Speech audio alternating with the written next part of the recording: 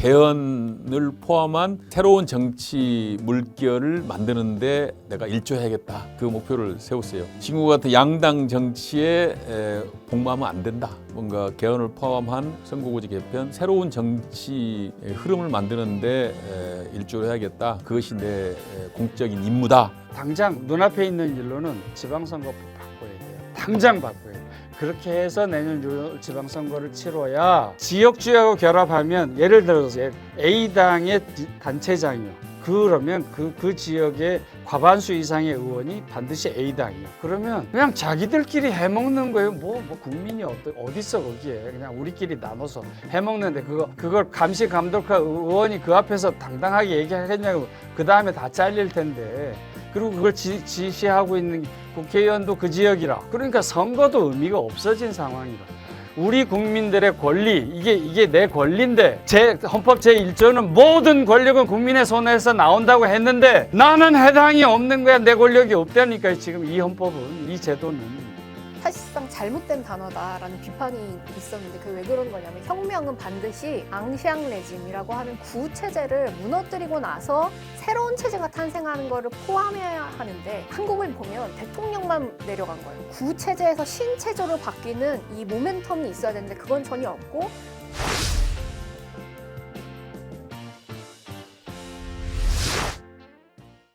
네, 여러분 안녕하세요. 다시 돌아왔습니다. 여의도 정치에 짬밥 좀 있다 하는 사람이 모인 정치 짬밥입니다. 네, 오늘도 제 우측에는 여의도에서 그리고 국회의원 2번을 하신 다선 의원이시자 변호사이신 문병호 문짬님 나와 계십니다. 안녕하세요. 반갑습니다. 그리고 또 제 왼쪽에는 여의도 정치 30년 정두환 정짬님 나와 계십니다. 안녕하세요. 안녕하세요. 저 여기 앉자마자 말씀드린 게 두 분 다 너무 젊어지셨다. 아이고 감사합니다. 제가 또 며칠 전에 친구들 몇 명 있는데 어떤 여자분이 제가 제일 젊다고 하더라고요. 말도 안 돼. 아니 근데 진짜 한 10년, 15년은 다 젊어지신 것 같아서 지금 참 저는 보기 좋습니다. 진짜 덕이네다. 아, 네. 제가 이 젊음을 이렇게 그리고 또 그 워낙 그 카메라 마사지를 많이 받으셔서 그러신 거 아닌가. 아나도 화장도 하고. 네, 화장도 하시고 또 옷도 많이 바뀌어주시고. 옷도 바꾸고. 네. 2025년 한번 오늘은 한 해를 좀 돌아볼까 하는데요. 어려운 얘기 대신에 좀 정짬님과 문짬님 개인에 대해서 좀 알고 싶습니다. 우리 정짬님 올 한 해 목표하신 게 뭐였는지 좀 달성은 하셨는지 좀 궁금한데요. 글쎄요, 올해는 저건 정치적으로도 굉장히 다사다난한 해였다. 예, 작년 12월 3일 윤석열 전 대통령의 비상계엄, 그리고 이제 금년에 와서 탄핵, 대통령 선거, 이재명 대통령 당선, 그리고 연말 이렇게 됐잖아요. 그래서 올해 정치적으로 굉장히 다사다난했고, 또 저도 이제 정치적으로 몇 년 좀 쉬었어요. 예, 저는 이제 원래 구 정치를 좀 바꿔보자, 새로운 정치를 해보자는 게 제 정치 소신인데, 지난 몇 년 동안 이제 그 새로운 정치의 가능성도 별로 안 보였고, 또 뭐 여러 가지 객관적인 조건이 맞지가 않아가지고 정치를 좀 몇 년 쉬었는데, 금년에 이제 새로운 어떤 목표를 좀 정하게 됐다. 정치 상황이 저로서는 좀 공적 활동에 다시 나서게 된 그런 해다, 그렇게 평가하고 싶습니다. 그렇죠. 헌법 개정 국민행동이라는 곳에서 또 상임 대표도 맡으시고. 그렇죠. 요즘에 양당 하는 걸 보니까 정말 이건 아닌 것 같아요. 야당은 갈 길 잃은 야당이고 여당은 폭주한 여당. 여당이 특히 이제 중요한데 지금 민주당은 비전이 없어요. 뭘 하겠다는 건지 도대체. 오로지 있는 것은 때려잡자 윤석열, 김건희. 그게 여당이 할 짓입니까? 그게? 예, 또 야당은 무슨 전두환보다도 인기가 없는 윤석열을 끌어안고 가겠다. 이것도 정말 넌센스죠. 제가 볼 때는 양쪽 다 넌센스다. 그래서 뭔가 새로운 정치 흐름이 나와야 되고 나올 수 있는 조건이 형성되고 있다. 그 점에서 저는 대단히 뜻깊은 해라고 생각합니다. 이게 개인적으로 어떻게 사셨는지 여쭤봤는데 이게 공적인 것이 먼저 앞서서 나오시는 그러니까 참된 정치인이라는 생각이 좀 들었습니다. 그 문장께서는 정장께서는 어떠시죠? 다사다난했다는 말을 늘 하지만 금년처럼 다사다난 해가 또 있었을까 싶을 정도고요. 우리나라 정치사 전체를 봐도 80년 전두환 쿠데타, 그리고 87년에 6.29 선언, 그리고 이제 쭉 이어졌던 뭐 이제 수많은 사건들이 있었지만 또 다른 한획이 그어졌던 한 해가 아니었을까. 그러니까 12월 3일 느닷없는 쿠데타로 시작이 된 탄핵이 됐고 새로운 대통령이 나왔고 이제 새로운 정치 체제로 넘어가야 되는 큰 숙제들을 눈앞에 둔 이제 그런 한 해였던 것 같고 정치권에 오래 있었던 사람으로서 젊은 분들한테 미안한 부분이 좀 많이 있었어요. 저 같은 경우는 80년대 초에 대학을 들어가서 전두환하고 싸우면서 시작된 이 여정이 세상을 얼마나 좋게 바꿨을까, 얼마나 나아졌을까. 그런데 지금 젊은이들이 이제 늘 나오는 얘기가 결혼도 못 하겠어요. 모든 걸 포기하고 살아요. 뭐 3포, 5포, 7포, 뭐 M포 이래가지고 이런 세상이 된 가장 큰 이유 중에 하나. 경제적으로 우리가 세계 10위까지 간 나라인데 정치의 낙후성이 정말로 우리의 발목을 잡고 있고 그 다음 정말 선진국다운 대우로 넘어가야 되는 시기에도 여전히 우리가 머물러 있는 게 정치 문제다. 그 중에서 특히 양당 정치 구조화된 그게 늘 싸움의 정치. 헌법 개정 운동을 그래서 제가 열심히 시작을 했고 지금도 그 일을 열심히 하고 또 선거법 개정 이런 거에도 좀 관심이 많고 그리고 이제 이 유튜브를 찍게 됐잖아요. 그렇죠. 마침 이렇게 케미가 잘 맞는 분들끼리 함께해서 너무 좋은데요. 그래서 집사람이 그런 얘기 하더라고요. 그거 왜 시작했어요? 그래서 내가 하는 말이 지금 할 수 있는 일을 한번 해보고 싶어. 할 수 있는 데까지. 그게 무엇이 됐든 그게 좀 필요한 것 같아. 그래서 그런 이야기들을 폭넓게 좀 나누는 게 좋을 것 같아서 그래서 시작을 해서 이렇게 답을 했는데 그런 면에서 정치 짬밥 TV가 그런 정치개혁에 큰 한 역할을 할 수 있었으면 좋겠다. 그걸 시도한 한 해였던 것 같고 내년에 좀 더 빛을 발하는 한 해가 됐으면 좋겠다 하는 바람을 갖고 있습니다. 두 분 말씀 들어보니까 갑자기 생각나는 게 이게 그 여성주의, 그러니까 페미니즘 구호 중에 이런 구호가 있거든요. 개인적인 것이 정치적인 것이고 정치적인 것이 개인적인 것이다. 그러니까 사실 개인의 문제였다고 생각했었던 것들이 공적인 문제이고 공적인 문제인 것들이 개인의 문제이다라는 걸 이제 발견하면서 나오게 된 구호인데 두 분은 딱 이렇게 내 개인의 삶과 정치가 딱 연결이 되어서 이 개인의 문제 사건들이 바로 이렇게 연결이 되면서 내가 여기에서 어떤 행동을 해야겠다. 내가 여기서 어떤 발언을 해야겠다. 이런 게 딱 연결이 되는 세대였다면 뭐 민주화 운동을 하신 세대라던가 저희 세대는 그런 게 조금 더 약했던 것 같아요. 근데 박근혜 대통령을 거치고 이게 국민들이 나서서 한 대통령을 탄핵시킬 수 있구나. 그다음에 그 뒤에 뭐 저희 같은 경우에 뭐 강남역 살인 사건이라든지 해화역 시위라든지 여성으로서 당했었던 디지털 성폭력에 대해서 내가 그냥 일반 개인이지만 나서서 목소리를 내야지 했던 게 결국에는 이제 윤석열 대통령까지도 또 연결이 됐었던 것 같아요. 그래서 이게 어쩌면 그냥 일반 개인이 정치화되는 과정, 그러니까 깨어있는 시민으로서 살아가는 어떤 역사적인 사건 속에서의 나인 경험이 아닐까 이런 생각이 조금 드네요. 그래서 세대는 좀 다르지만 어쩌면은 비슷한 고민들을 함께 해왔을 수도 있겠다 이런 생각을 조금 하게 됐습니다.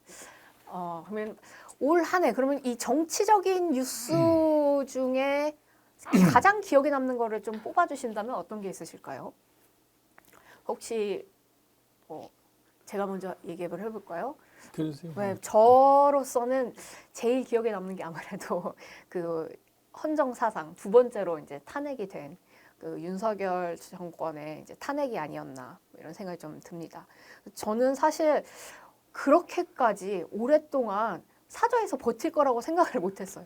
그리고 그 사저에서 버티는 동안 국민들이 내내 나와서 엄중한 심판을 요구하는 탄핵 때까지 엄중한 심판을 요구하는 국민들의 바람이 그렇게 거셀지도 몰랐고요. 근데 그 하루하루가 정말 전 국민이 정치 뉴스에 가장 관심 갖는 시기가 아니었나. 그리고 또 한편으로는 혹시 총기라도 발포되면 어떡하지? 누가 다치기라도 하면 어떡하지? 이거 갑자기 무슨 다른 일이 일어나면 어떡하지? 또 그 계엄령을 터뜨리면 어떡하지? 이렇게 마음 졸이면서 지켜봤었던 뉴스가 아니었나 싶습니다. 12.3 비상계엄 선포 이후에 4개월 만에 이제 재판관 그 전원 일치 의견으로 탄핵 소추가 인용이 돼서 탄핵이 된 것을 참 국가적으로 역사적으로 또 국민들이 만들어낸 큰 성과가 아닌가 이런 생각을 하게 됐습니다. 또한 윤석열 전 대통령은 딴 세상을 살고 있었던 것 같아요. 예, 일반인들이 사는 세상이 아니라 자기만의 세상, 유튜브 세상인지 뭔지는 모르겠지만은 그래서 우리가 이제 법조인들이 그 하는 욕이 있어요. 뭐냐? 평생 검사나 해먹고 살아라. 그게 욕이에요. 평생 검사나 해먹고 살아라. 그러니까 다른 건 못하는 거야. 검사라는 직업만 할 수 있다. 뭐냐면 검사라는 게 무슨 범죄자들 데리고 거기 앉아서 자기가 왕노릇 하는 거 아닙니까? 그거를 그 행태를 못 벗어나고 정치에 와서 그 행태를 보이니까 이게 전혀 엉뚱한 세상을 살게 된 거죠. 그리고 아마 뭐 윤석열은 아마 혹시 탄핵이 안 될지도 몰라 그런 아마 기대를 했던 것 같아요. 그런데 이제 국민의 80% 이상이 다 탄핵에 찬성하고 엄중한 책임을 물어야 된다 이렇게 생각했기 때문에 결국 헌재에서도 탄핵 결정이 전원일치로 났고 또 재판도 지금 진행 중인데 아마 국민들 눈높이에 맞는 판결이 나올 것으로 그렇게 예상하고 있습니다. 그 윤석열 대통령이 취임하고 나서 왜 밥 먹는다고 그러니까 본인은 혼자 밥 먹지 않고 문재인 대통령과는 다르게 혼자 밥 먹지 않고 혼밥 안 하고 여러 사람들이랑 밥 먹고 여러 사람들에게 경청하고 다니겠다. 청와대에서도 나와서 국민들에게 뭐 소통을 하겠다 이랬는데 결국에는 사실 그런 밥 한 끼 먹는 거, 뭐 어디에서 자냐, 뭐 이런 게 중요한 게 아니라 실제로 본인이 얼마나 많은 사람, 다양한 사람들을 주변에 두고 틀리거나 자신의 의견을 틀리다고 말하거나 반대하는 사람들을 두느냐 안 두느냐 뭐 이런 여부인 것 같다는 생각도 조금 드네요. 밥을 먹은 게 아니고 술을 마셨잖아요. 문제는 밥을 먹어야 되는데 밥을 먹고 이제 얘기를 경청해야 되는데 앉자마자 이제 폭탄주 돌리기 시작해가지고 이제 내내 이제 폭탄주로 끝나는 거죠. 그럼 무슨 대화가 되고 무슨 토론이 되겠습니까? 그래서 부어라 마셔라밖에 없는 거죠. 맞습니다. 진짜 얘기를 들어보니까 이제 이게 세대 차이가 확실히 좀 있어요. 그래서 그 이제 기억이 아마 그 박근혜 탄핵부터 이렇게 기억이 됐을 것 같은데 12월 3일 날 사건이 딱 이제 10시 반 그 무렵이었잖아요. 밤늦게 TV에서 느닷없이 정말 느닷없이 뜬금없이 뭐 계엄을 선포합니다. 뭐 종북 반국가 세력을 뭐 일거에 척결하기 위하여 뭐 자유민주주의로 이게 이제 저희 세대 저는 이제 학번으로 말하면 81학번이고 80년에 재수를 했으니까 이제 그 서울역 그 소위 이제 광주 지금 민주화운동으로 돼 있었지만 그 당시 이제 광주 사태라고 했던 그래서 이제 대학생들이 집결하고 하는 그런 과정을 겪었고 그로부터 이제 대학을 들어가서 전두환하고 싸울 수밖에 없었고 뭐 정치나 이런 데 관심이 있었던 건 아닌데 어쩔 수 없이 싸웠고 그리고 이제 제가 이제 학생운동 언더 지도부를 좀 하고 있어서 되게 억울하게 지낸 게 그 뭐라 그래 대학교 때 꼭 하는 그 미팅 못 해봤고 그 축제를 못 가봤어요. 아이고 억울해. 그러니까 늘 학교를 갈 때 집에서 나올 때 오늘 내가 잡혀서 고문받다가 죽을 수도 있어라는 생각을 몇 년을 하고 살았고 뭐 날이면 날마다 뭐 공부 아니면 세미나였고 아니면 데모 기획을 했고 뭐 이런 걸로 대학을 지냈기 때문에 그날 그 충격은 굉장한 충격이었거든요.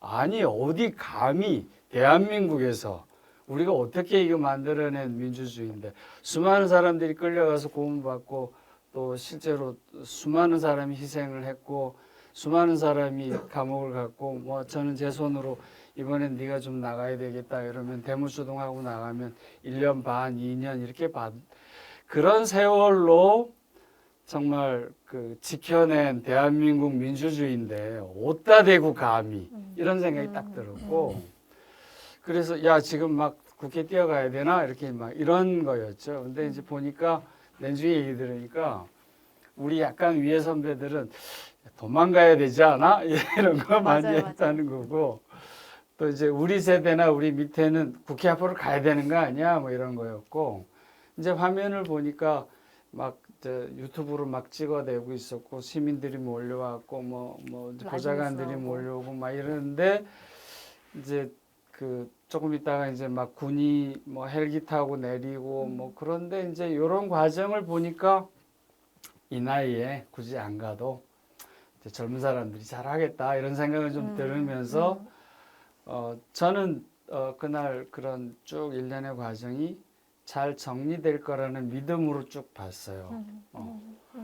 그 중에 이제 몇 가지 이유가 있을 텐데 하나는 그해 8월에 김민석 지금 총리죠. 김민석 수석 최고위원이 느닷없이 계엄할지 몰라요 이랬고 이게 뭔 말이야 그랬는데 10월 달에 또 해서 이제 그 과정을 좀 짚어놓은 상황이 있었기 때문에 이 민주당이 충분한 준비는 했겠다 이런 생각이 좀 들었고 또 실제로 이재명 당대표는 유튜브로 국회로 와주세요 뭐 이랬고 뭐 의원들이 이제 담 넘어가고 하길래 그래서 이제 그날은 잘 해낼 수 있을 거라 이러고 약간 좀 편안한 마음으로 또 긴장된 마음으로 이렇게 봤는데 그 사건이 금년 한 해를 다 좌지우지하게 된 것 같아요. 그 사건.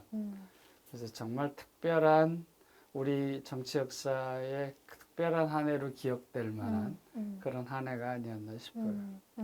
그리고 나서 2달 정도 지나서 저희 대선을 진행을 했었죠.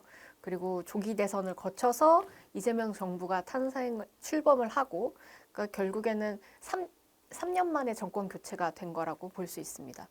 그 뒤에 이제 이재명 정부가 국민주권 정부라는 이름 아래 이제 여러 가지 국가 정상화를 하겠다 뭐 이러면서 그 성장과 회복에 집중하겠다라고 밝혔고 여러 가지 이야기들이 많이 나왔는데 그 중에 가장 많이 나온 게 내란 척결입니다.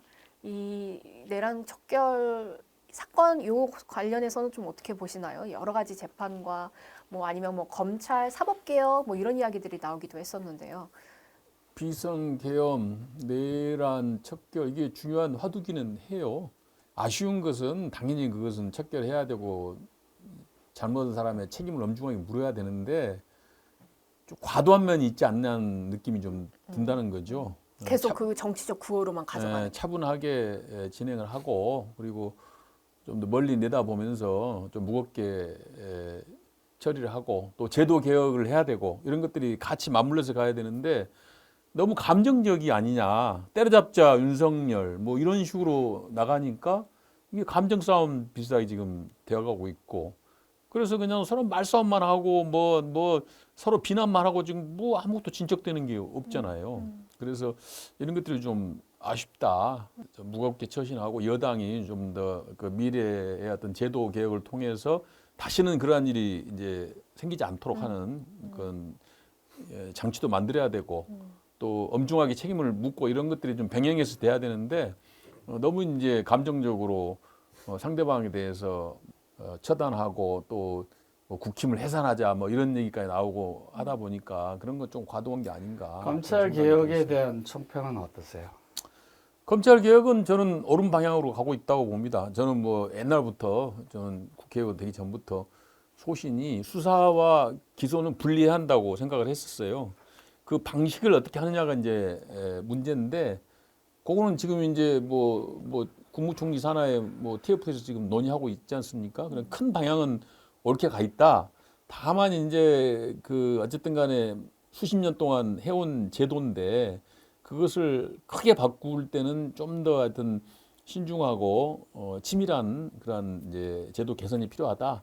그런 생각이 듭니다. 근데 큰 방향은 옳다고 봅니다. 앞으로 이제 이 문제가 지금 뭐 최근에는 이제 수면 아래로 내려가 버렸는데 내년쯤 되면 다시 이제 다시 수면 위로 부상하겠죠. 그때 가서 이제 그 정부 안을 보고 다시 뭐 검토해야겠지만 큰 방향은 옳게 가고 있다고 봅니다. 그럼 사법개혁은 아직은 이제 다 논의가 끝나지 않았지만 어쨌든 검찰개혁이라고 하는 거는 검찰청이 폐지되고 그 다음에 이제 수사 개시를 검찰이 할 수가 없고 그래서 공소 제기와 유지는 공소청에 네. 중대범죄는 그 중수청에 가는 네. 요 형태라고 보면 그러니까 될까요? 하여튼 이 제도 자체가 뭔가 권한 분산이 돼야 돼요. 뭐 늘 그동안 얘기했지만 이 민주주의 제도라는 게 인간에 대한 불신에서 나온 거거든요. 인간을 신뢰할 수 없기 때문에 제도적으로 이렇게 장치를 마련하는 거 아니겠습니까? 어느 한 사람이 특정 그룹이 절대 권력을 행사할 수 없도록. 근데 그동안에 검찰이 절대 권력을 행사해 왔어요.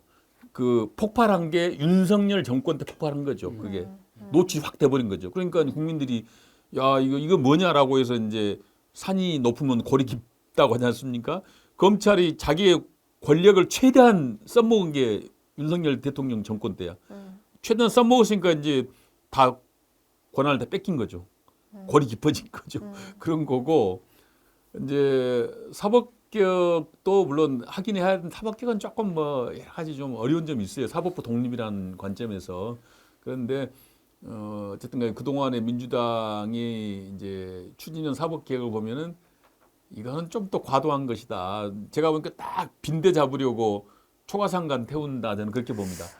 그 빈대가 누구냐면은 조의대와 지규현이야. 그 빈대가 조의대 대법원장과 지규현 부장판사가 빈대예요. 그 빈대를 잡고 싶어 미워.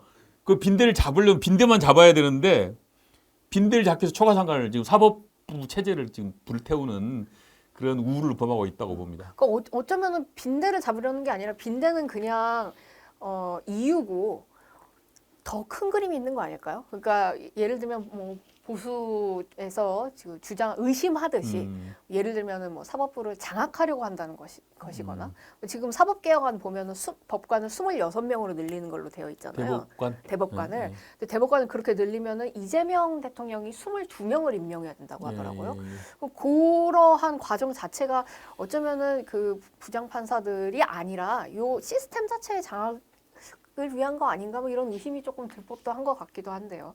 그런 의심 들을 만하겠죠, 당연히. 그러니까 지금 5개의 재판이 대통령과 관련한 그게 지금 중단돼 있고 대통령 임기가 끝나면 개시가 되니까 그 재판을 준비하는 예비하는 그래서 하나는 이제 사법부 개혁이라는 이름으로 이제 그런 장치를 했다.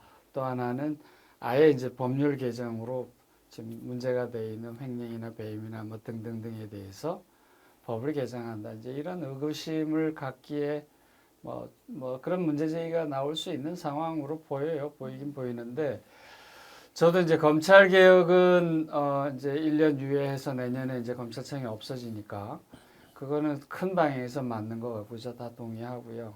남아 있는 쟁점은 이제 보안 수사 그게 가능하냐 아니냐 뭐 이런 몇 가지 쟁점만 남아 있는 것 같고 사법 개혁은 내란 전담 재판부를 지금 이제 법을 통과시켰으니까 이제 위헌성을 최대한 줄였다고 하는데 여전히 민주당 경우는 곽상원 의원인가요? 그분도 이제 유사 출신인데 여전히 위헌 소지가 있다 걱정된다 이걸로 해서 윤석열의 그 변호사들이 헌재에다 이의 신청하고 위헌범죄 신청하고 이렇게 해서 좀 늘어질 거 아니냐. 혹시라도 위헌 소지가 있다면 이게 처음부터 다 새로 다 해야 되잖아요. 그런 위험성이 조금 있어서 저도 좀 그 대목은 내란 재판부 전담 재판부를 만드는 거에 대해서는 이번에 이 탄핵 과정을 봤듯이 그 민주당이 한 거 아니에요. 국민들이 해낸 거지. 국민들이 그 앞에서 다 막아냈고, 물론 민주당이 열심히 해서 개헌 무효 선언하고 하는 것들, 우원식 국회의장을 중심으로 해서 이런 것들을 잘 해내셨지만 탄핵 그다음에 헌재에서 최종적인 결정까지 이건 다 국민의 힘으로 간 거니까 이런 재판 문제도 걱정할 일이 아니고 정상 시스템 내에서 그럼요. 대한민국이 그 정도 되는 나라다. 그냥 어디 감히 개헌 같은 말을 할 수 있는 나라가 이미 아닌데 그래서 조금 걱정도 되고 우려도 좀 되고 저는 이제 더 나아가서 걱정이 뭐냐면 박근혜 탄핵시키고 난 뒤에 당연히 문재인 정부 모든 걸 다 갖고 있었던 중앙 권력, 지방 권력, 행정 권력, 국회 권력 다 갖고 있던 그 문재인 정부에서 지금 하는 것처럼 이제 특검을 2년, 3년을 끌면서 이상한 괴물 윤석열 중앙지방검찰청장 시켰지, 검찰총장 시켰지.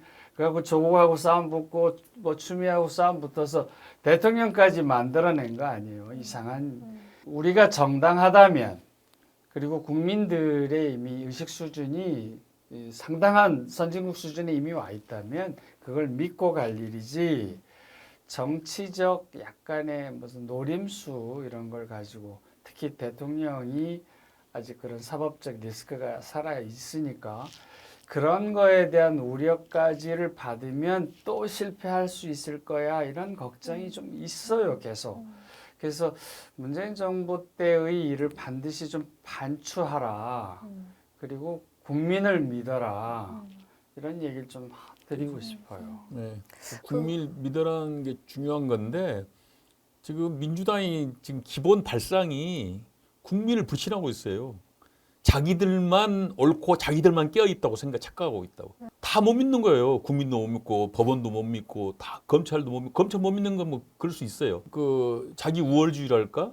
약간 그런 데 빠져 있는 게 아닌가 생각이 들고 이제 사법개혁도 제가 가만히 보니까 이제 사법부가 조금 이제 그런 건 있어요. 약간 이제 어쨌든 간에 비상계엄 또 내란 재판 이거는 좀 중요한 거잖아요. 그 중요한 거에서 조금 포인트를 조금 더 줬어야 돼. 그건 사법부가 좀 잘못했다고 봅니다. 조금 더 빨리 진행하고 좀 더 빨리 진행하고 좀 더 네. 엄정하게 투명하게 하고 뭔가 정치권이나 또 국민들이 봤을 때 사법부가 이 비상계엄이나 내란 문제에 대해서 엄중하게 생각하고 있고 이 문제에 특별히 신경을 쓰고 있구나 이런 이미지를 좀 줬어야 한다고 봐요. 근데 조금 그냥 평상시 하던 대로 했어요. 어떻게 보면 그게 맞을 수도 있어요. 가능하면 일반화하는 게 좋아요. 그쵸. 특별한 예외는 없는 게 좋죠. 그러니까 법원은 그냥 통상적인 절차와 통상적인 분위기에서 재판을 그냥 진행해서 결론을 내겠다라고 한 것인데 그것이 이제 민주당하고는 좀 시각 차이가 있었던 것 같아요. 민주당은 왜 그렇게 나이브하게 재판을 하냐? 이게 얼마나 중요한 문제인데 법원에서 그런 식으로 말이야 중요성을 부여하지도 않고 통상적인 자범 재판에서 하냐 이런 관점을 받고 법원은 아니 그냥 특별히 무슨 내란이라 해서 특별하게 뭘 할 게 없지 않느냐 통상적으로 하면 되는 거 아니냐 저는 그 시각차가 있었다고 봅니다.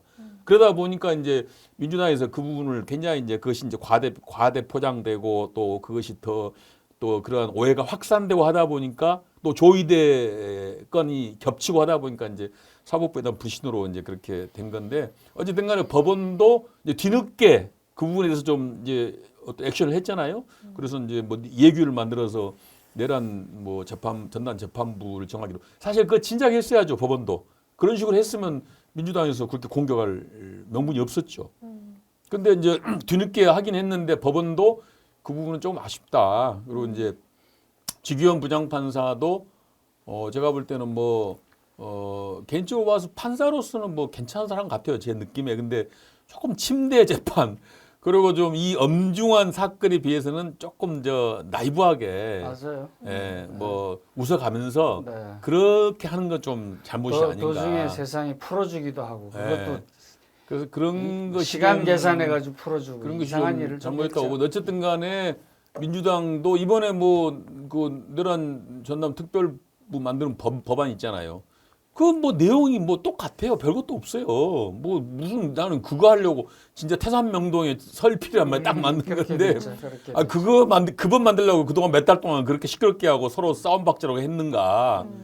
뭐 사실 그 법 만들어 마나 별 의미가 없어요. 그러니까 하나 이제 그 법을 만들면서 법원에다가 어떤 경종을 울리고 압박을 한 건 그런 됐어요. 거죠. 예, 그런 근데 2심부터 적용하니까. 그러니까 일종의 이제 약간 좀 심한 표현인지 모르겠습니다만은 파리 잡으려고 도끼 쓴 격이에요. 결국은 그렇잖아요. 그거 얼마든지 할 수 있어요. 그러니까 그 민주당도 참 제가 볼 때는 정치적으로 능력이 부족한 것이 지금 대통령 권력 갖고 있죠. 국회 180석 갖고 있잖아요. 뭐든지 할 수 있어요. 뭐든지. 이거 갖고 왜 못합니까? 뭐든지 할 수 있어요. 그런데 그걸 뭐든지 할 수 있는데 그거 갖다가 스스로 그냥 너무 하수처럼 정치를 하고 좀 더 고차원 정치를 해야죠. 그냥 앞에 사람 뺨이나 때리고 이러니까 안 되는 거죠. 근데 지금 이재명 정권은 뭔가를 하는데 그게 자꾸 시스템을 부수는 방식으로 혹은 뭔가를 회피하는 방식으로 일이 진행이 되기 때문에 저는 더 좀 안 좋은 방향인 것 같아요. 차라리 아무것도 안 하는 게 낫지. 시스템은 한번 망가지면 다시 고치기가 쉽지가 않잖아요. 이거야말로 그 비가역적, 불가역적인 어떤 성향을 띠고 있는데 특히 지금 어떠한 거대 악을 해치우기 위해서, 공동의 악을 해치우기 위해서 이걸 해야 돼라고 하는 설득은 독재 정권으로 가는 이 역사에서 많이 보이는 거잖아요. 히틀러도 그랬고, 뭐 아니면 뭐 헝가리나 터키나 뭐 사례들을 보면은 그들이 사법의 권력을 정치로 종속시킬 때 맨날 하는 말들이 민주주의 이야기. 그 다음에 뭐 시민 권리에 국민 권에 대한 이야기. 그러니까 내가 독재를 하겠어라고 하고 독재 시스템으로 가는 나라는 별로 없어요. 오히려 우리 공동의 이익을 위해서, 우리의 권리를 위해서, 국민을 위해서 이렇게 해야 된다라고 얘기하지만 실질적으로는 원래 만들어놨었던 법치를 약화시키는 방식으로 개혁이 일어났었는데 지금 혹시 이재명 정부가 혹시라고 하고 싶지 않습니다. 저는 왜냐하면 두 분께서 워낙 그 따뜻한 시선으로 바라봐 주시고 있기 때문에 지금 이재명 정부가 하고 있는 건 이렇게 굉장히 이제 그 차갑게 비판적으로 보면 본인의 권력을 강화시키는 방식으로 우리 대한민국이 만들어 놓은 시스템을 부수는 방향이 아닌가 이런 생각을 좀 하게 돼요. 굉장히 중요한 지적인데요. 그래서 절차가 사실은 중요해요. 절차를 한번 이렇게 훼손하고 그 정치 편향적으로 만들어 놓으면은 근데 뭐 이 정권을 앞으로 누가 잡을지 모르잖아요. 또 엉뚱한 사람이 잡거나 독재적인 성향이 가진 사람이 정권을 잡았을 때는 그거를 자기가 독재를 하기 위해서 엉뚱한 짓거리를 하기 위해서 활용할 수 있다는 거예요. 그러니까 절차를 명확히 만들어 놓으면 그 짓을 못 해요.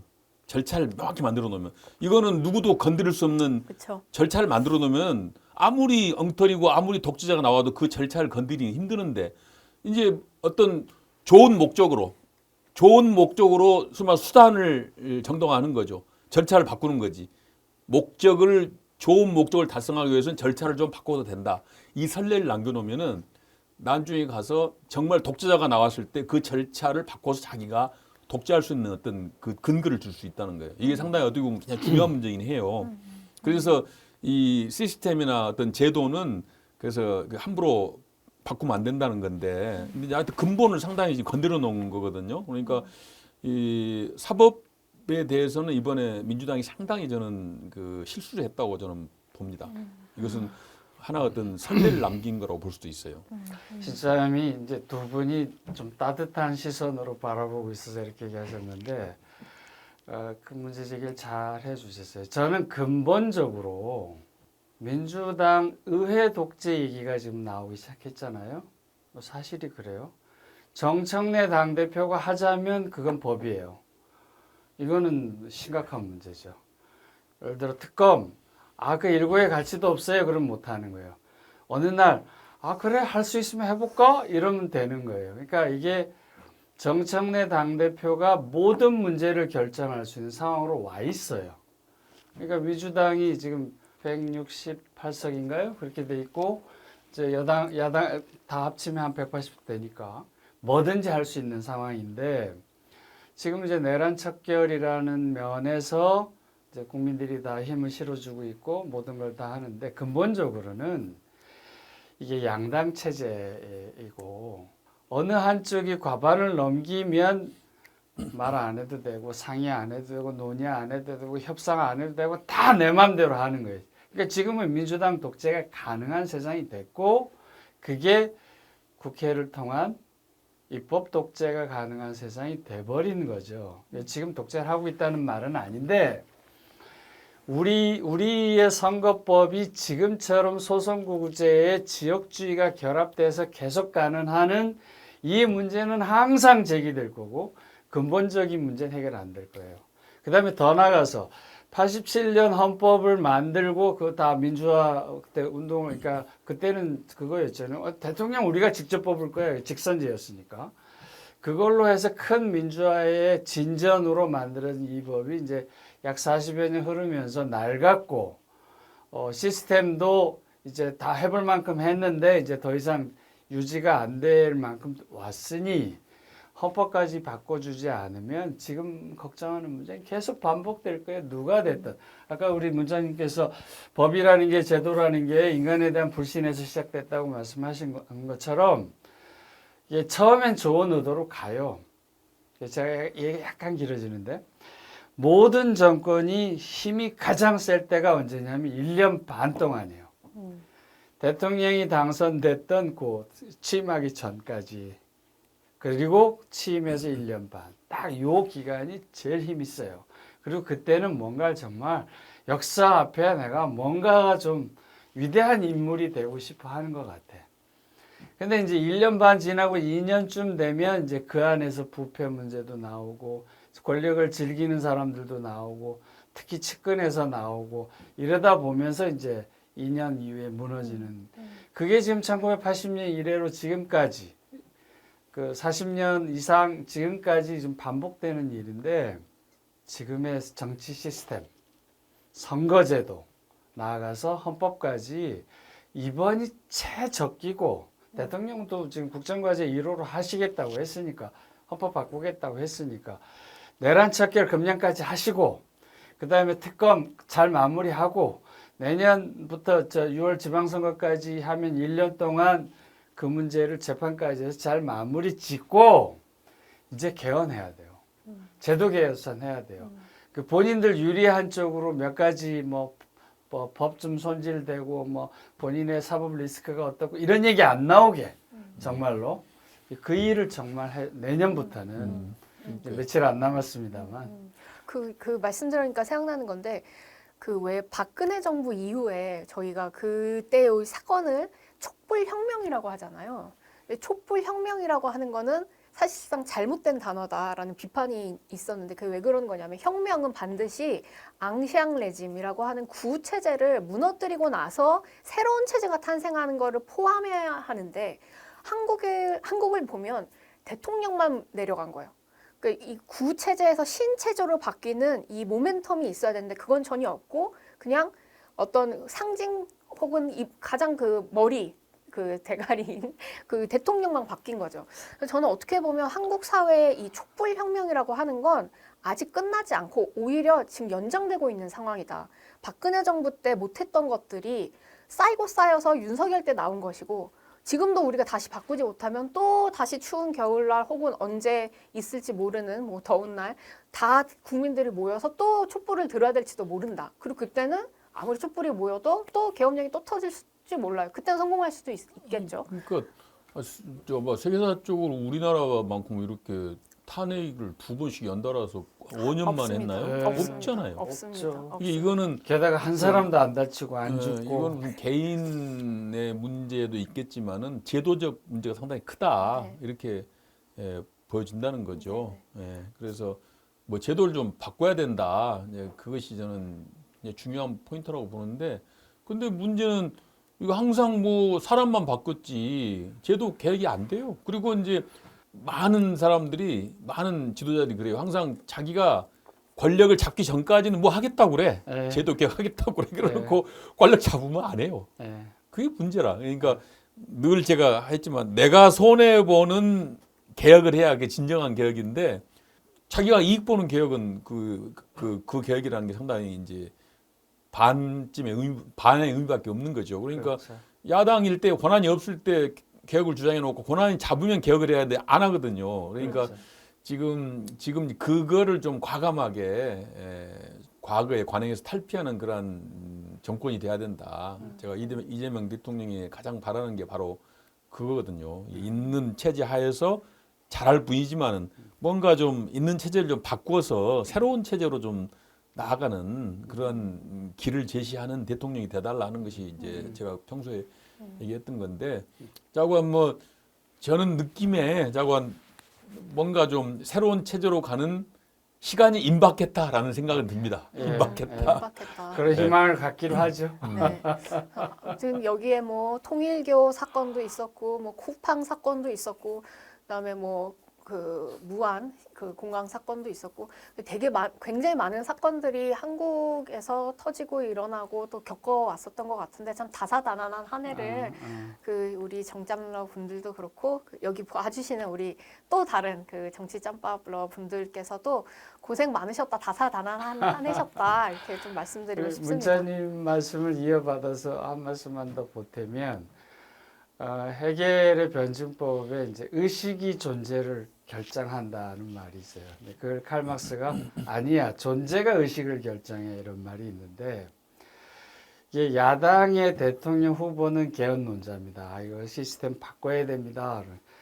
그 야당의 대통령 후보가 대통령이 되면 개헌은 내가 이따가 끝날 때쯤 할게요, 이러다가 이제 안 하고, 그게 이제 문재인 때도 그런 일이 있었고, 윤석열도 하세요 그랬더니 그 언제 끝날 때 할 거예요. 이번에도 이렇게 되면 또 무산이 될 겁니다. 야당 국회의원들은 개헌론자가 됩니다. 이게 뭔지 잘 알기 때문에. 정치를 완전히 그만두신 분들은 이제 헌정에 모이는데, 그분들은 딱 개헌론자가 돼요. 이유는 간단해요. 지내놓고 보니까 나 이제 정치 안 할 건데, 펴달랄 일 없는데 세상 이렇게 가면 안 될 것 같아. 그래서 개헌론자가 돼요. 진심으로. 국회의장이 되면 모두 다 개헌론자가 됩니다. 이제 나 정치 안 할 거거든. 그러니까 국가적 시각으로 보면 그게 이제 존재예요. 자기 개인의 이해관계를 다 내려놓고 보면, 대한민국 이렇게 가면 안 되겠구나. 이제 그 끝이 다 왔구나. 그래서 지금 국민 여러분께 정말 이 방송을 보시는 분들께 말씀드리고 싶은 게, 개인의 사리사욕 그런 이익 관점을 버리면 개헌을 왜 해야 되는지, 헌법을 왜 바꿔야 되는지, 왜 정치개혁이 그렇게 절실한지, 그중에서도 선거법 개정, 소선거구제를 열심히 우리가 지금 수십 년 했는데, 우리 국민의 투표의 48%에서 52% 평균에서 이거 다 사표가 됩니다. 그러니까 150석만 넘기면 300석 중에 그 당이 입법 독재할 수 있어요. 그리고 대통령이 다르면 맨날 거부권 해요. 국정이 운영이 안 돼요. 하다못해 미국은 대통령이 법률안 제출권이 없고 예산 제출권이 없기 때문에 야당하고 반드시 만나야 돼요. 대통령이 만나야 돼. 우리나라는 행정부가 법률안 제출권도 있고 법률 제출권도 다 예산 제출권도 있어요. 그러니까 윤석열처럼 1년 반이 지나서 야당 대표를 만나도 되는 나라, 지금 똑같아요. 제도는 똑같습니다. 그러니까 인간의 선의에, 이재명 대통령이 선의에 기초해서 대한민국을 가야 될 게 아니라면, 이제는 정말 국민들이 나서서 너희들 왜 그거 안 하니? 너 그때 그 말 했잖아. 야당 대통령 후보일 때는 너 개헌한다고 했잖아. 아니, 그리고 국정과제 1호 개헌한다며. 이거를 감시의 눈으로 지켜봐 주셔야 되고, 왜 우리는 맨날 싸우는 정치만 보냐고 한탄하실 거면 선거법 바꾸라고 얘기하셔야 되고, 그 다음에 코앞에 내년 6월에 이제 지방선거 있어요. 한 지역에서 2명씩 뽑는 구의원. 여러분은 투표를 하거나 말거나 상관이 없어요.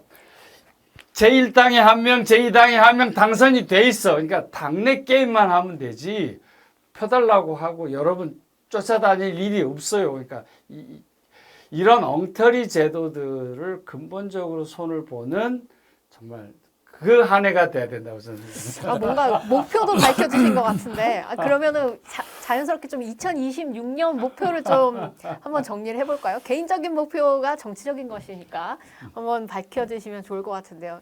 혹시 뭐 마음에 저는 뭐 드신 하여튼 아까 잠깐 얘기했지만 저는 이제 금년에 이제 정치적 목표를 정했거든요. 오. 그동안 이제 몇 년 동안 좀 정치적 목표를 상실했어요. 뭘 해야 될지 현실적인 조건도 성숙이 안 됐고 또 그래서 몇 년 동안 정치적 목표를 상실했는데 이제 금년에 정치적 목표가 생겼습니다. 왜냐하면 개헌을 포함한 어떤 새로운 정치 물결을 만드는데 내가 일조해야겠다. 그 목표를 세웠어요. 너무 지금과 같은 양당 원대한 정치에 선언을 하시는 지금과 같은 양당 정치에 복무하면 안 된다. 그리고 뭔가 개헌을 포함한 선거구제 개편, 새로운 정치 흐름을 만드는데 일조를 해야겠다. 그것이 내 공적인 임무다. 그런 목표를 금년에 정했습니다. 그래서 내년에는 제가 개헌 운동을 열심히 하고 그리고 헌법 개정 또 선거법 개정 등등을 촉구하고 뭐 그와 관련된 여러 가지 액션을 할 거고요. 그리고 뭐 다음 총선 때 뭐 가능하면 또 새로운 제3의 물결을 한번 만들어 보겠다. 지난번에 제가 2016년에 해서 성공했어요. 그때는 국민의당 만들어 가지고 안철수 전 대표와 사실 제가 뭐 두 사람이 이 주역으로 만들었는데 국민의당 만들어 가지고 38석이었죠. 38석을 얻었어요. 그리고 엄청 비례는 큰 성과셨죠. 민주당을 이겼습니다. 비례는. 비례는 일당했죠. 일당 일당했죠. 2당했지. 국힘이 1등하고 이제 아, 국민의당이 그러네. 2등했으니까 제가 민주당을 이겼어요. 비례는. 민주당을 이겼죠. 그때. 38석을 만들었는데 38석을 얻는 어마어마한 이제 성공적인 프로젝트를 성사시켰습니다. 그래서 3년 후에 총선에서도 뭔가 저는 그럴 수 있는 가능성이 생겼다. 그래서 거기에 좀 복무할 생각이고 그래서 뭔가 제가 목표를 금년에 잡았기 때문에 저로서는 정치적으로 상당히 만족스러운 해였다 그렇게 생각합니다. 굉장한 선언을 하시고 너무 축하드릴 만한 이거 돕고 싶은 마음이 듭니다. 네. 혹시- 제가 부탁드리고 싶은 거 네. 안철수 현상으로 국민의당이죠. 국민의당을 만들어서 호남을 휩쓸었고 한석을 빼고 다 휩쓸었던 것 같은데 그리고 38석을 만들었잖아요. 아주 짧은 시간에. 그런데 이제 지내놓고 보면 정말 큰 아쉬움들이 몇 가지인데 그중에 대표적인 게 1번. 갑자기 아무 경험 없는 사람 인기점이 있다고 이렇게 앞세우는 거 이런 거 좀 안 했으면 좋겠어요. 정치는 아무나 할 수 있어라는 큰 착각들을 하는 것 같아요. 정치는 자기 분야에 어떤 일이든 성과를 낸 사람들이 그 사람들이 그걸 기반으로 해서 국민들에게 정치적 제도화 시키는 것으로 나와줘야지 정치적 훈련을 하나도 안 받은 사람이 그것도 잘할 거야. 이게 얼마나 허망한 이야기인지를 우린 여러 번 했습니다. 안철수도 겪었지만 그 전에 문국현 있었고요. 예, 예. 그 앞에 이제 재벌 출신 정주영 있었고요. 아니, 정몽준. 정몽준. 정주영도 있었지. 정주영도 네, 있었어요. 정주영도 있었어요. 그리고 이제 사실은 민주당을 기반으로 해서 성공한 게 노무현인데 노무현 대통령은 이제 민주당이었고 이제 완전히 새로운 비주류가 주류를 이기게 된 그것도 이제 그때 신드롬 때문에 그랬는데 그 의미 있는 여러 가지 시도들이 있었는데 특출난 영웅적인 어떤 한 개인의 기대에 가서 기대는 그런 리더십에 기대는 시도는 좀 안 했으면 좋겠다 이제는. 맞습니다. 역사적 교훈이다. 그래서 각 분야에 자기를 일정한 업적을 낸 사람들, 퍼포먼스가 있는 사람들, 그리고 정치적 비전이 분명한 사람들, 내가 아니라 국가, 사회, 민족 이런 거에 대한 고민을 쭉 해온 사람들이 좀 모여서 그리고 이제 이 청년층 그다음에 남녀를 아우르는 이런 좀 조화로운 그래서 이게 편향되지 않고 한 번의 바람으로 끝나지 않은 그런 주도 세력을 좀 만드실 필요가 네. 있겠다. 맞아요. 그러니까 부탁드리고 싶습니다. 예, 저도 전적으로 공감하는데 그러니까 네트워크를 잘 좀 만들어야겠다는 생각이 들어요. 그동안에는 일 개인에 의존했거든요. 안철수 또 뭐 정주영, 문국현 다 개인에 의존했는데 그 개인이 망가지면 다 망가져. 다 망가지는 네, 프로젝트 다 망가지는 다 거예요. 망가져. 그러니까 그 개인에 의존하는 그런 새로운 물결이 아니고 집단 네트워크가 주도하는 새로운 물결. 그래서 제가 한 번은 종합 선물 세트라는 표현을 썼어요. 이제 단품이 아니고 종합 선물 세트로 가야 된다. 그래서 여러 사람이 참여하는. 근데 다만 이제 그게 어려운 게 네트워크 집단으로 해서 그러한 일을 추진하는 게 어려운 게 이제 각자가 좀 희생하는 정신이 있어야 돼요. 내가 미랄이 되겠다. 내가 희생하겠다. 이런 정신을 가진 사람이 뭉쳐야만이 그게 똘똘 뭉쳐지는데 또 각자 자기가 주도하고 자기가 중심이 돼야겠다 그러면 또 이게 뭉쳐지지가 않습니다. 그런 이제 어려움을 겪었는데 어쨌든 간에 이제 그런 이제 과거에 실패도 해봤고 성공도 해봤고 했으니까 시간도 좀 있고 그러니까 이제 다음 총선 즈음에 가서는 또 다음 총선 다음에 바로 대선이잖아요. 그 즈음에 가서는 뭔가 하여튼 대한민국의 새로운 정치 흐름을 만들 수 있는 그런 세력을 규합을 하고 반드시 그게 힘을 갖고 성과를 내는 그러한 일을 좀 했으면 좋겠다.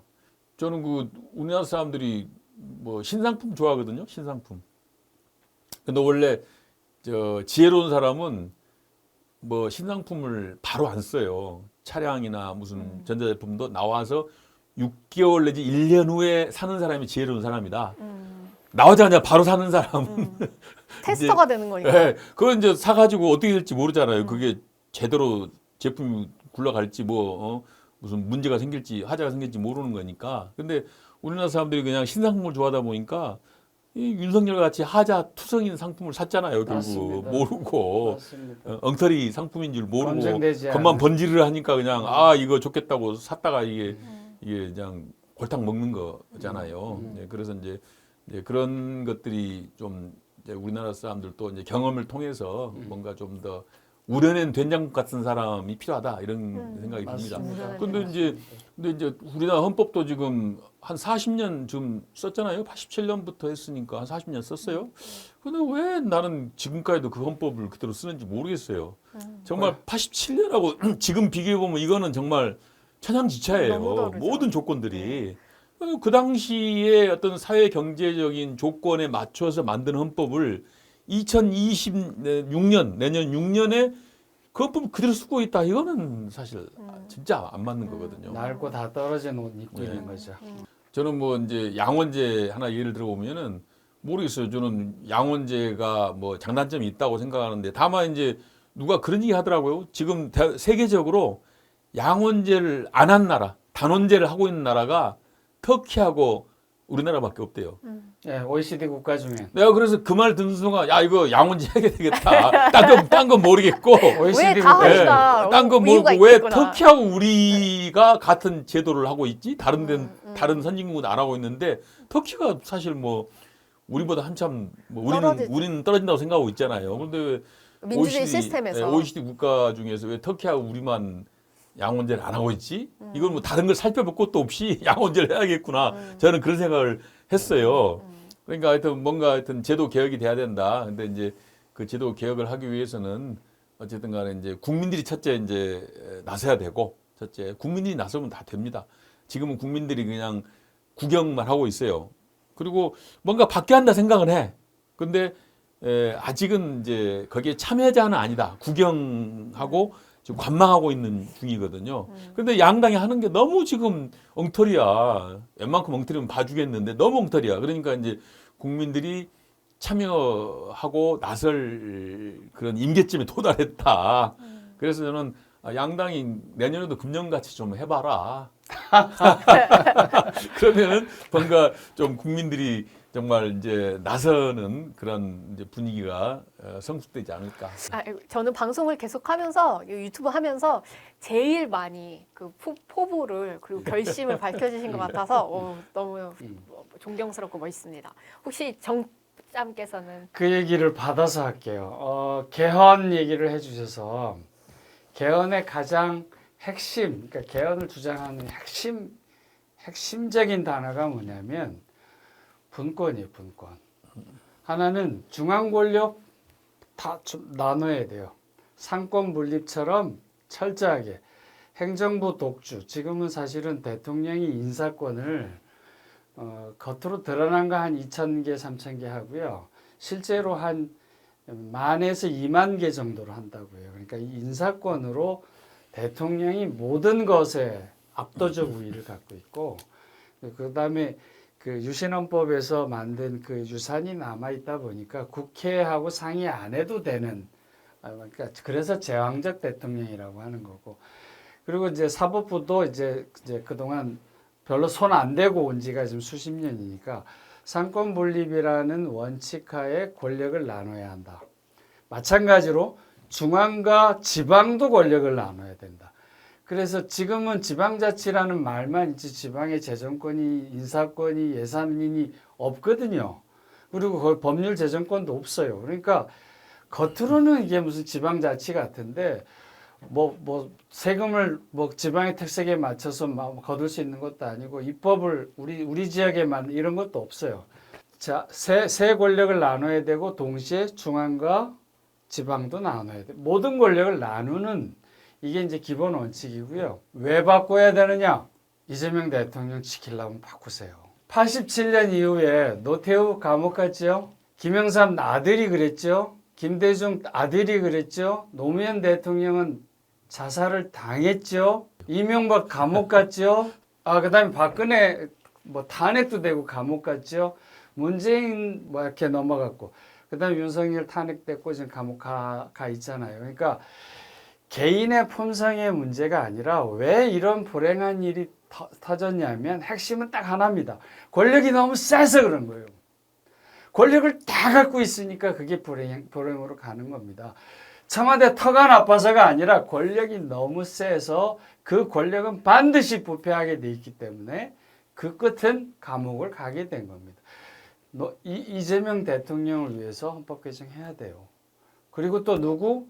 야당 국회의원들 감옥 안 가고 정치보복 안 당하려면 하셔야 돼요.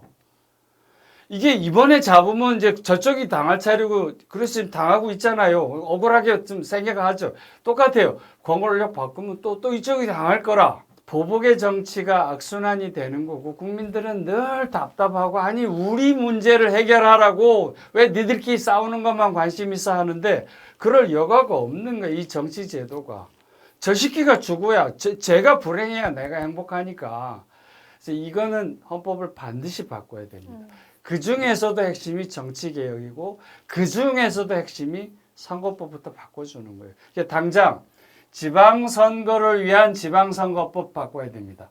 그래서 1인 한 지역에서 2명 뽑아가지고 1당 2당 나눠 먹는 거 이런 거 하시면 안 되고 3명 5명 해서 다른 당들도 사회당도 기본소득당도 민노당이 있는지 모르겠다. 하여튼 그럼 녹색당도 이렇게 들어올 수 있게 해주셔야 그래야 국민들 뜻이 반영이 됩니다. 그래서 당장 눈앞에 있는 일로는 지방선거법 바꿔야 돼요. 당장 바꿔야 돼요. 그렇게 해서 내년 6월 지방선거를 치러야 지금 보세요. 지역주하고 결합하면 예를 들어서 A당의 단체장이요. 그러면 그 지역의 과반수 이상의 의원이 반드시 A당이요. 그러면 그냥 자기들끼리 해먹는 거예요.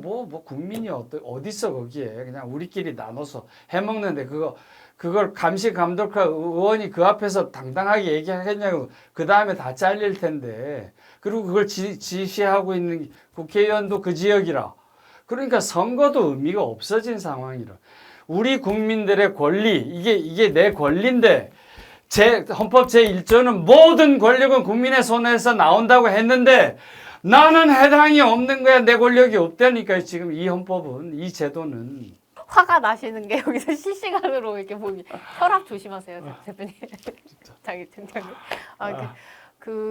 사실 요새 젊은 사람들은 가치를 이야기하면은 안 믿거든요.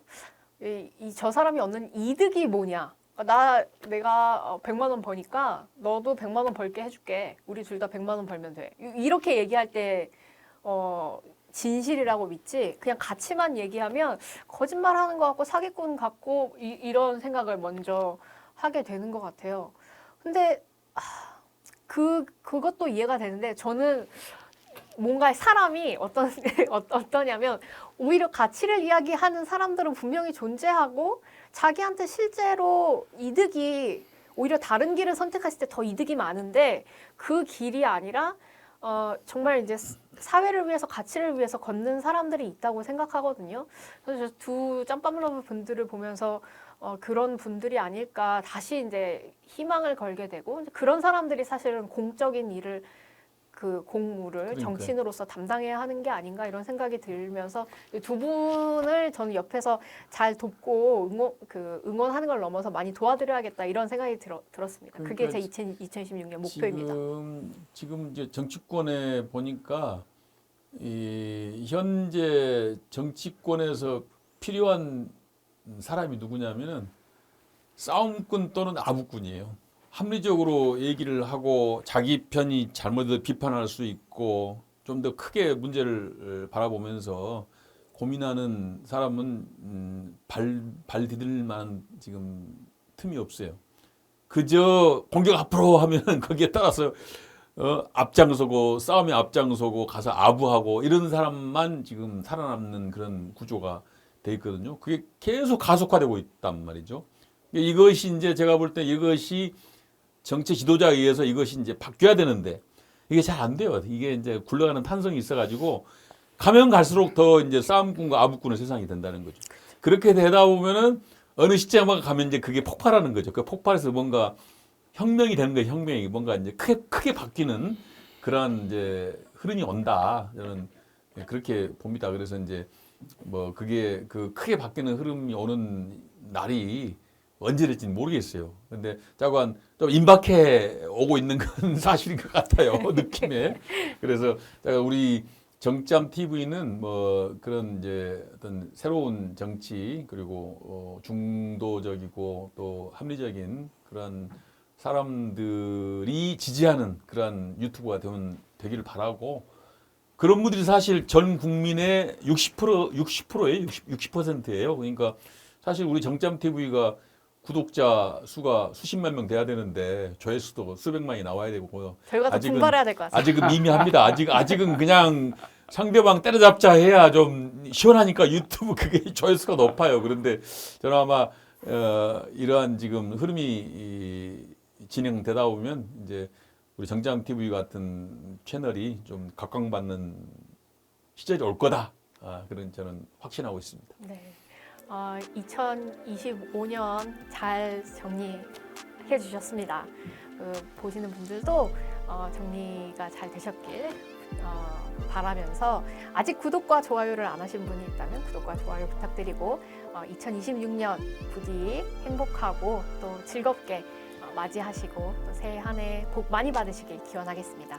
지금까지 정치 짬밥이었습니다. 짬밥이었습니다. 해피 뉴 이어.